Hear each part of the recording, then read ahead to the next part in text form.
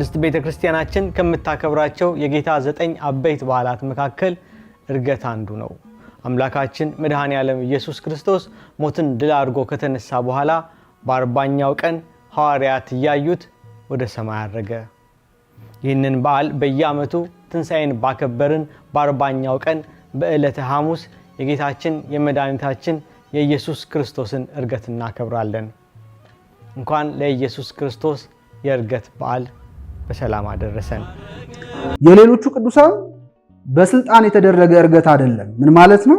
ሌሎች ቅዱሳን ሲያርጉ ለማረጋቸው ምክንያት የሆናቸው እግዚአብሔር ነው። እግዚአብሔርን ያሳረጋቸው ቦታ የሚጠቁሙና የሚመሩ መላእክት ልኮላቸው ወደ ሰማይ ወጡት፣ ወደማያውቁበት ሀገር ስለሚሄዱ ማለት ነው።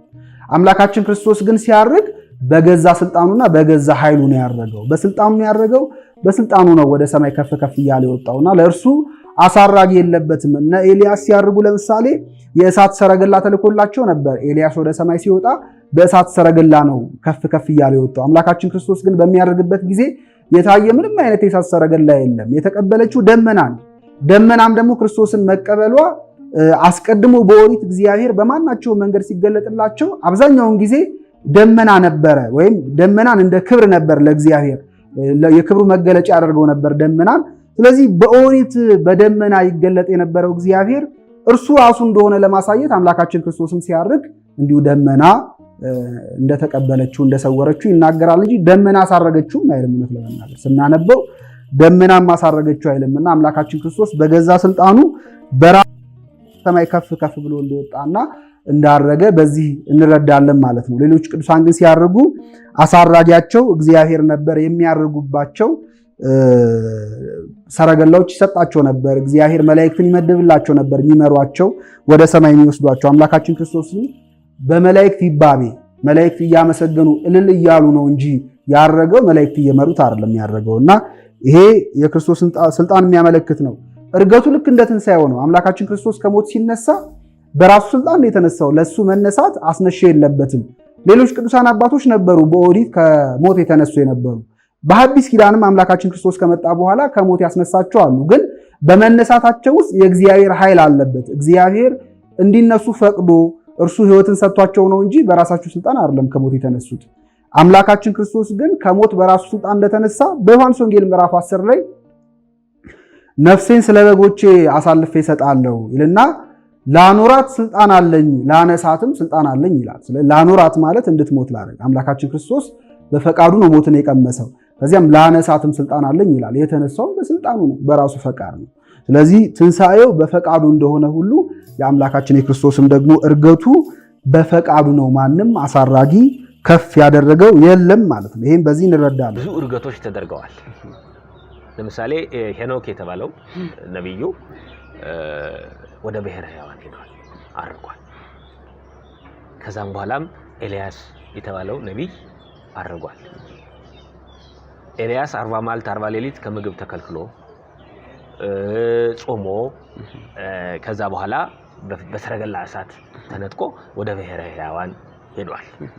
እነሱ ያረጉት እነዚህ ዓለመ ምድር ተብለው ከሚጠሩት ከአምስቱ መካከል ወደ አንዷ ወደ ብሔረ ሕያዋን፣ ይሄ ብሔረ ሕያዋን፣ ብሔረ ብፁዓን ይሄ ዓለም፣ ከዛ በኋላ ሲኦልና ገነት፣ እነዚህ ከምድር የሚመደቡት በብሔረ ሕያዋን ውስጥ የሚኖሩ ሰዎች እንደነ ሄኖክ እንደነ ኤልያስ ያሉ ሰዎች ተነጥቀው የሚሄዱበት የዕርገት አይነት ነው። ወደዛ ነው የሚሄዱት፣ ቦታቸው ያ ነው እና እነ ዕዝራ ሌሎችም ቅዱሳን ዕርገታቸው በዚህ መልኩ ይታሰብላቸዋል። የጌታችን የመድኃኒታችን የኢየሱስ ክርስቶስ ዕርገት የነዚህን ሰዎች ዕርገት እሙን ያደርገዋል። አርገ ከማያለቡ ዕርገተ ጻድቃን ንጹሃን ነው የሚለው። ቅዱሳን እንደሚያርጉ ዕርገታቸውም ደግሞ እውነት እንደሆነ ለማሳወቅ መድኃኒታችን ኢየሱስ ክርስቶስ አረገ ነው የሚለው። አረገ እና እነዛ ሁሉ ዕርገቶች የየራሳቸው የሆነ የቅድስና ስፍራ ማረግ ሲኖራቸው ይሄኛው ግን የአምላክነት እርገት ነው። እነዛን ያሳረጋቸው መድኃኒታችን ኢየሱስ ክርስቶስ ነው። እሱ ግን ያደረገው ራሱ ነው። በስልጣኑ በስልጣኑ ነው። አሁን እነዛን መድኃኒታችን ኢየሱስ ክርስቶስ አሳረጋቸው ተብሎ ሲነገር ኢየሱስ ክርስቶስ የሚለው የሐዲስ ኪዳን ስሙ ነው። ከዛ በፊት 5500 ዘመን ቅድመ ዓለምም የነበረው ዘመን እግዚአብሔር ወልድ በመባል ነው የሚጠራው። ናው ታላቁ ሊቅ ቅዱስ ቄርሎስ እንደሚነግረን ኢየሱስ ክርስቶስ ብለን የምንናገረው በነዝራ በነሄኖክ ዘመን አይደለም፣ በዘመን ሐዲስ ነው። ስለዚህ እነሱን ያሳረጋቸው መድኃኒታችን እግዚአብሔር ወልድ ነው። ራሱ ግን ያረገው ራሱ ነው። ያሳረገው ደግሞ ስጋ ነው። ስጋ ከቃል ቃል ከስጋ ተዋህደው ያመለመለያየት ያለመለወጥ ነው። ወደ ሰማይ እንደ ተዋህደ ነው ያረገው። በተዋህዶ ተዋህዶ አይተታ ለምንታዊ ይላል ቅዱስ ጎርጎርዮስ። ምንድነው የቃል ርደት ሲፈጸም በመቤታችን ማህፀን ሲጸነስ ተዋህዶ ተፈጽሟል። ከዛ በኋላ ይሄኛው ቃል ነው ይሄኛው መለኮት ነው ተብሎ የሚነገር ነገር የለውም። ስለዚህ በተዋህዶ ነው ያደረገው። ለምን ሲባል ብዙ ጊዜ መናፍቃኑ በተለያየ መንገድ ሲገልጹት ይሰማሉ። ያ ማለት ምንድነው? በባህር ላይ እንደ የብስ መጓዝ፣ ህብስት አበርክቶ መመገብ፣ የታመሙትን መፈወስ፣ የሞቱትን ማንሳት የቃል መራብ፣ መጠማት የመሳሰሉት ነገሮች ደግሞ መታመም፣ መሞት እነዚህ ደግሞ የስጋ ገንዘብ ናቸው ይላሉ። ከተዋህዶ በፊት አዎ፣ ከተዋህዶ በኋላ ግን ስጋ እንደተዋህደ ለማጠየቅ ተራበ።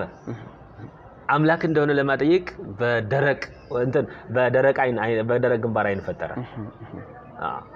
እንዲያውም በጣም የሚያስገርመው ነገር ምንድነው? በዮሐንስ ወንጌል ምዕራፍ 9 ላይ ያለ ሰው አለ። እሱም ዘእውሩ ተወልደ ይለዋል። ዕውር ሆኖ የተወለደ ሰው ነው የሚለው። ምንድነው የሆነው? መድኃኒታችን ኢየሱስ ክርስቶስ አገኘው፣ ተናገረ፣ አድነኝ እያለ ጮኸ። የዳዊት ልጅ ሆይ ማረኝ፣ ይቅር በለኝ እያለ ተናገረ። መድኃኒታችን ኢየሱስ ክርስቶስም በምራቁ ትፍ ብሎ ጭቃውን ቀብቶ ጭቃውን ለውሶ ሲያበቃ ቀባው። አይኑ ሄድና በሰሊሆም መጠመቂያ ታጠባለው። ሄዶ ተጠምቆ ሲመለስ እያየ መጣ ይላል። አሁን ይሄን ያዳነው ማን ይባላል? ስጋ ነው ያዳነው? መለኮት አይደለም። ምክንያቱም ለመለኮት ምራቅ የለውማ። ስለዚህ በተዋህዶ ነው መድኃኒታችን ኢየሱስ ክርስቶስ ያዳነው። ስለዚህ በተዋህዶ ነው። በተዋህዶ አንድ ሆኖ ነው። በቃ ስጋ አምላክ ሆኗል። እርገቱ የሚገልጽልን የስጋን አምላክነት ነው። የስጋን አምላክነት ነው። ለምን ሲባል መድኃኒታችን ኢየሱስ ክርስቶስ ካረገ በኋላ 10 ቀን ቆይቷል፣ መንፈስ ቅዱስን ለመስደድ ማለት ነው። ለምን ሲባል በሰማያት በሶስቱ ሰማያት ያሉ ቅዱሳን መላእክት ስጋዊውን ሰው መሆኑን ያላወቁ ስለነበሩ የስጋን አምላክነት እያስተዋወቀ ነው 10 ቀኗን። አዎ። እና ድርሳነ ማህየዊ በሚባለው የቤተክርስቲያን መጽሐፍ ውስጥ አሁን መጽሐፍ ቅዱስ ምልአት የሚያገኘው ሐዲስ ኪዳኑ አጠቃላይ እነ ታምረ ኢየሱስ፣ ድርሳነ ማህየዊ እነዚህ የመሳሰሉት የመጽሐፍት አጠቃላይ ሲካተቱለት ነው። ካረገ በኋላ መላእክት፣ ኃይላት፣ መናብርት፣ ስልጣናት፣ አጋይስት እነዚህ ሁሉ በዘጠኙም ከተማ የነበሩት ቅዱሳን መላእክት እያንዳንዳቸው በየቀኑ እየሄዱ እየሰገዱ እየተዋወቁ የስጋን አምላክነት እየተረዱበት ሁኔታ ነው ያለው እና በዛ ላይ ተጽፎ እናገኘዋለን። ስለዚህ እግዚአብሔር ወልድ ከስጋዋ ስጋ ከነፍሷ ነፍስ ነስቶ ከመቤታችን ሰው ከሆነ በኋላ ይሄ ስጋ ነው ይሄ መለኮት ነው የሚባል ነገር የለም፣ ተዋህዷል። እንግዲህ ኤልያስ ወደ ሰማይ ሲያርግ አስቀድሜ እንደነገርኳችሁ የእሳት ሰረገላን ያሳረጉ አልኳችሁ። ከዚያ በኋላ ደግሞ ከታች ሆኖ በተስፋ ይጠባበቅ የነበረ ደቀ መዝሙር ነበረው፣ አገልጋይ ነበረው ኤልሳ የሚባል እና ለኤልሳ መጎናጸፊያውን ነው የጣለለት የነበረው ኤልያስ። አምላካችን ክርስቶስ በሚያርግበት ጊዜ የእሱን እርገት አንጋጠው ይመለከቱ የነበሩ 12 ደቀ መዛሙርት ነበሩ፣ ሐዋርያት ነበሩ። ለነዚህ ለሐዋርያት አምላካችን ክርስቶስ ልክ እንደ ኤልያስ መጎናጸፊያውን አይደለም የጣለላቸው። እንደዛ አላደረገም። አምላካችን መጎናጸፊያውን ሳይሆን የጣለላቸው መንፈስ ቅዱስን ነው። ካረገ በ10ኛው ቀን ለሐዋርያቱ የሰጣቸው። ይሄ ድንቅ ነው። ከዚያ ውጪ ለኤልሳ አጽናኝ መልአክ አልተላከለትም ነበረ። መምህሩ የነበረው ኤልያስ ከሱ ተለይቶ ወደ ሰማይ ሲወጣና ሲያርግ እያየው ሲያዝን መልአክ ተገልጦለት አይዞ በርታ ጽና አላለውም። አምላካችን ክርስቶስ ግን በሚያርግበት ጊዜ ሁለት መላእክት በወንድ አንቀጽ የተገለጹ ሁለት መላእክት ወደ ሐዋርያቱ ቀርበው እንዳጽናኗቸው በዚህ በሐዋርያት ሥራ መጽሐፍ ላይ ምዕራፍ 1 ላይ ተጽፎ እናገኘዋለን። እነ ሄኖክ አርገዋል እንዳሉት እርገታቸው ተደርጓል። እነ ኤልያስ እነ ዕዝራ ሱቱኤል እነዚህ ሁሉ በብሉይ ኪዳን እናያቸዋለን። እነዚህ ሁሉ ግን አረጉ ቢባል በራሳቸው ስልጣን አይደለም፣ በፍጹም በራሳቸው ስልጣን አይደለም። እርሱ ግን በገዛ ስልጣኑ ነው። ሞትን ድል አድርጎ የተነሳው በራሱ በገዛ ስልጣኑ አስነሽ ሌሎቹ ሲሹ እሱ ግን በገዛ ስልጣኑ ወተንሳይኩ በስልጣነ ባሕቲቲ እንዳለ እርገቱም በገዛ ስልጣኑ ነው። እነሱ አረጉ ቢባል በአሳራጊ መላእክት ነው። እርሱ ግን መላእክትን የፈጠረ ስለሆነ መላእክትን አልፈለገም ለእርገቱ ማለት ነው። ይሄንንም በተለያዩ የቅዱሳት መጻሕፍት ጥቅሶች ላይ መመልከት እንችላለን። ለምሳሌ ኦሪት ዘፍጥረት ምዕራፍ 5 ቁጥር 24 ላይ ሄኖክን እግዚአብሔር አሳረገው እንጂ በራሱ ስልጣን እንዳይደለ ሄኖክ አካሄዱን ከእግዚአብሔር ጋር አደረገ፣ ስላደረገ አልተገኘም፣ እግዚአብሔር ወስዶታልና ነው የሚለው። እግዚአብሔር ወስዶታልና በማለት አሳራጊው እግዚአብሔር እንጂ ሄኖክን ራሱ በራሱ ስልጣን እንዳልወጣ ይናገራል። ነብዩ ኤልያስም በሁለተኛ ነገሥት 2:11 ላይ እነሆ የእሳት ሰረገላና የእሳት ፈረሶች በመካከል ገብተው ከፈሏቸው፣ ኤልያስም በአውሎ ነፋስ ወደ ሰማይ ወጣ ይላል። በአሳራጊ መላእክት ነው ያረገው። ዕዝራ ሱቱኤልም መላእክት ነጥቀው ወደ ብሔረ ሕያዋን እንዳስገቡት ዕዝራ ሱቱኤል ምዕራፍ 13 ቁጥር 49 ላይ ይላል። ጌታችን ግን አረገ መባሉ የማንንም እርዳታ ሳይሻ በገዛ ስልጣኑ የተደረገ መሆኑን ልዩ ያደርገዋል። ለዚህ ነው ሊቁ አባ ጊዮርጊስ ምን ይላል? የእግዚአብሔር ልጅ ግን ያለ መሰላል አረገ፣ ነገደ መናብርት ሊያሳርጉት አልመጡም፣ እርሱ ራሱ በመለኮቱ ኃይል አብን ተካክሎ በቀኝ በኩል ተቀመጠባቸው ይላል። ይሄ የሚያሳየው ምንድነው? እርገቱ በገዛ ስልጣኑ የተከናወነ እንጂ ቅድም እንደጠየቁኝ እንደነ ኤልያስ እንደነ ሄኖክ እንደነ ዕዝራ ሱቱኤል በራሳቸው ያልሆነ ስልጣን በእግዚአብሔር አሳራጊነት ወይም መላእክት ደግሞ ይዘዋቸው እንደወጡ አይደለም። ነገደ ኪሩቤልም ሊያሳርጉት አልመጡም በማለት ሊቁ ይጽፋል። ዮሐንስ አፈወርቅም 46ኛውን የዳዊት መዝሙርን በተረጎመበት ላይ ምን ይላል? ድል መንሳት ባለበት አለ የነጋሪት ድምጽ እግዚአብሔር አረገ አለ ዳዊት። እርሱ አርገ እግዚአብሔር አለ እንጂ መላእክት አሳረጉት አላለም ዳዊት ነው የሚለው። በቃ አጭሩ መንገድ አርገ እግዚአብሔር በይባብ ያለ እንጂ መላእክት አሳረጉት አላለም። በፊቱ መንገድ የሚመራውም አልፈለገም፣ በዚያው ጎዳና እርሱ አረገ እንጂ። ኤልያስ በዚያ መንገድ እንደ ክርስቶስ እንዲያደርግ አልቻለም። ምክንያቱም ይላል የኤልያስ ባህሪ በዚህ መንገድ ማድረግ አይቻለውምና መላእክት ወደ ታዘዙበት ቦታ ወሰዱት እንጂ ራሱ ታዘዙበት ቦታ ወስዶ አስቀመጡት።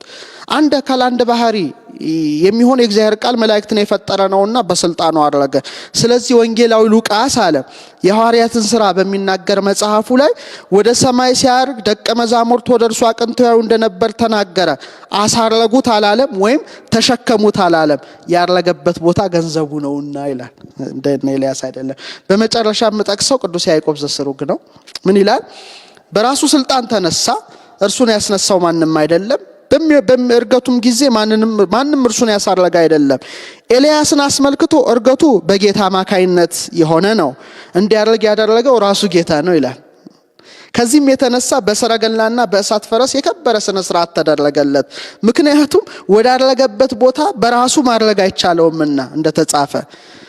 ጌታችን ግን ሲነሳ መንኮራኩር አልፈለገም። እንደነ ኤልያስ ሰረገላው ያሳራጊ መላእክት መጥተው ነገደ መናብርት እንዲሸከሙት አልፈለገም ይላል። አልፈለገም። ምክንያቱም ይላል እነሱ ውሱን ናቸው፣ እሱ ግን የእግዚአብሔር ልጅ ነውና መንኮራኩር ወይም ሰረገላ አልፈለገም ይላል። ስለዚህ ትንሳኤው በገዛ ስልጣኑ የተደረገ እንደሆነ እርገቱም በገዛ ስልጣኑ የሆነ ከነ ኤልያስ ከነ ሄኖክ ከነ ዕዝራ ሱቱኤል ሁሉ የተለየ ቅዱስ እርገት ነው ማለት እንችላለን። ስለዚህ የክርስቶስ እርገት እጅግ በጣም የተለየ ነው። በስልጣኑና በራሱ ኃይል ነው ወደ ሰማይ ከፍ ከፍ እያለ የወጣው። ሌላውና አራተኛው የአምላካችን የክርስቶስ እርገት ከሌሎቹ ቅዱሳን የሚለይበት ነጥብ ለሌሎቹ ቅዱሳን ለማረጋቸው መጠን አለው። ለማረጋቸው መጠን አለው ምን ማለት ነው? ቅዱሳን ቢያርጉ የሚያርፉባቸው የሚደርሱባቸው ቦታዎች የታወቁ ናቸው። ወይ ብሔረ ብፁዓን ነው፣ ወይ ብሔረ ሕያዋን ነው፣ ገነት ነው፣ እንዲህ ተብሎ ሊነገር ይችላል። አምላካችን ክርስቶስ ግን አረገ ሲባል ለእርሱ ማድረግ መጠን የለውም እና እዚህ ቦታ ደረሰ ተብሎ አይነገርለትም። እንደውም ሊቃውንት እንደሚናገሩ ከክርስቶስ እርገት አንጻር የሌሎቹ ቅዱሳን ማድረግ ልክ እንደ መዝለል ይቆጠራል። እንደ መዝለል ይቆጠራልና የክርስቶስ እርገት መጠን የለውም ነበር። ይህንን በእኛም በጸሎት መጽሐፋችን ላይ በመልካ ኢየሱስ ላይ ሰላም ለእርገትከ ዘኢይትረከብ መጠኑ ወለንብረትከ ሰላም ለአቡከ ወሰይማኑ፣ መጠኑ ለማይታወቀው እርገትህ ሰላም ላለው፣ እንደገና ደግሞ በአብ ቀኝ ለተቀመጥከው መቀመጥ እንዲሁ ሰላም ላለው ይላል። ስለዚህ የአምላካችን የክርስቶስ እርገቱ መጠን የለውም። እዚህ ቦታ ደረሰ እንዲሆነ እዚህ ገባ ተብሎ አይነገርለትም ማለት ነው እና መጠኑ አይታወቅም። ይህ ደግሞ በቅዱስ ጳውሎስን ትምህርት ውስጥ በደንብ የተንጸባረቀ ነው። ቅዱስ ጳውሎስ በኤፌሶን መልእክቱ ምዕራፍ 4 ቁጥር 10 ላይ ሁሉን ይሞላ ዘንድ ይላል።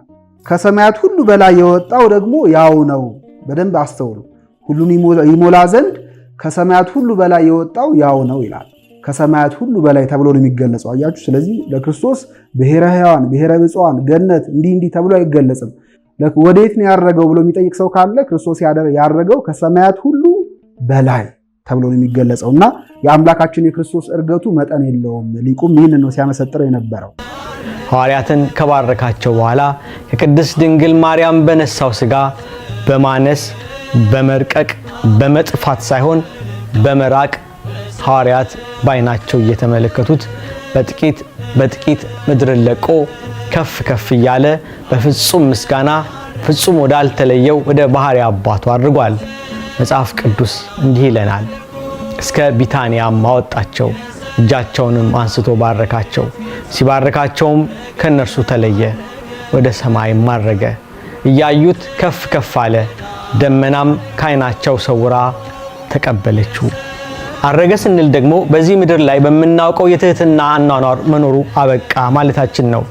ከልደት እስከ እርገት ሲዳሰስ የነበረ ከእንግዲህ ይታያል እንጂ አይዳሰስም። ስለዚህ ወደ ቀደመ ክብሩ ሄደ ለማለት አረገ እንላለን። በመንፈሳዊ አይን ወይንም በአይነ ህሊና እናየዋለን እንጂ በስጋዊ አይን ለማየት ከእንግዲህ አይቻለንም። ከአይነ ስጋ መሰወሩን ስለመናገር አረገ እንላለን እንጂ እርሱ ከየት ወዴት ያርጋል? ሰው አረገ ቢባል ቦታ ስለሚለቅ ነው። እርሱ ግን በሚታየውም በማይታየውም ዓለም ሞልቶ ያለ ነውና ከዚህ ወደዚያ ሄደ አይባልም። በእኛ አቅም የምንናገራቸው ቃላት ሁሉ እግዚአብሔርን አይገልጡትም። ጌታችን መድኃኒታችን ኢየሱስ ክርስቶስ አረገ ስንል እንደዚያ ነው። እርሱ የሌለበት ምን ስፍራ አይገኝምና። ቅዱስ ሉቃስ ደመናም ከዓይናቸው ተሰውራ ተቀበለችው ሲል እንደተናገረው በዓይነ ሥጋ ከመታየት መሰወሩን ስለመናገር አረገ እንላለን። በየማነ አብ በዘባነ ኪሩብ መቀመጥ በሥጋ ከመወለድ ማስቀድሞ በተወለደም ጊዜ ከተወለደም በኋላ ገንዘቡ ነው። ስለዚህ አረገ ስንል ከመታየት ስለመሰወሩ በዚህ ዓለም ይዳሰስ የነበረው ከእንግዲህ በፍጹም መለኮታዊ ስልጣኑ በአባቱ ህላዌ የሚኖር መሆኑን መናገራችን ነው። በእርሱ ዘንድ መጣ ሄደ መባል የለበትምና። ቅድስት ቤተ ክርስቲያናችን ይህንን አበይት የጌታ በዓል በልዩ ክብር ታከብረዋለች።